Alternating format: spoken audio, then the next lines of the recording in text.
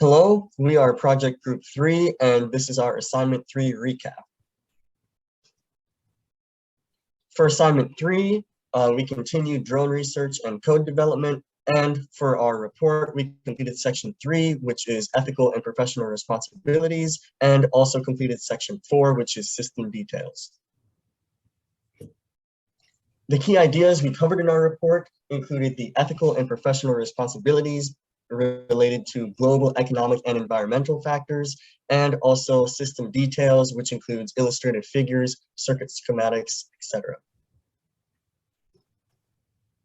So first up, for the ethical and professional responsibilities, on a global scale, there is a lot of debate along like military drones, especially how they tend to dehumanize people into targets. You can kind of see the obvious problem with programming a robot to attack people. And so that is a heated debate going on right now. And there is also strain on international relations, as in 2013, China and Japan, there's a little bit of a drone dispute where China said, hey, Japan, if you shoot down a drone, it's an act of war. And so that's a little bit of a strain on international relations, like I said.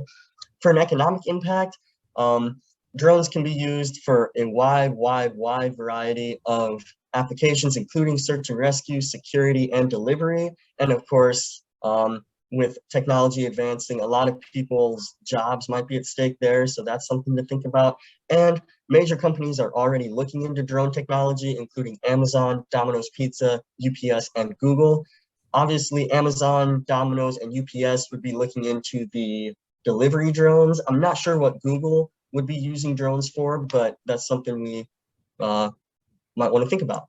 Also, environmental. There are possible negatives with drones, as they may be introduced into previously untouched parts of the world. I'm on the UAV, Unmanned Underwater Systems project for dynamic systems. And one thing we talked about is the possible human interference with marine life.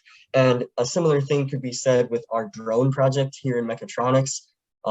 So that's something to think about. But a potential positive is that drones are a lot less intrusive and a lot less invasive than other methods.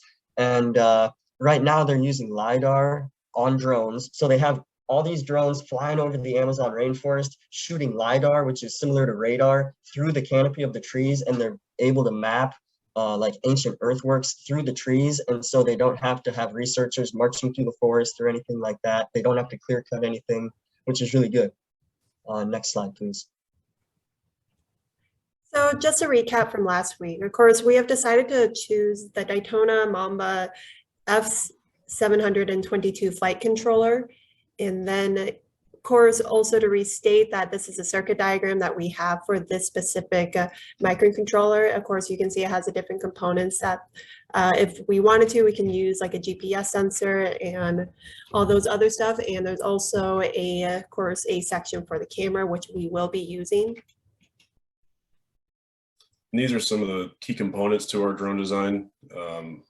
Obviously, most quadcopter drones feature the camera. That's something that's not specific or unique about ours, but definitely a capability we're trying to integrate in the battery eliminator circuit. Next slide, please. We'll be incorporating a IR distance sensor, just like the ones we used in the lab.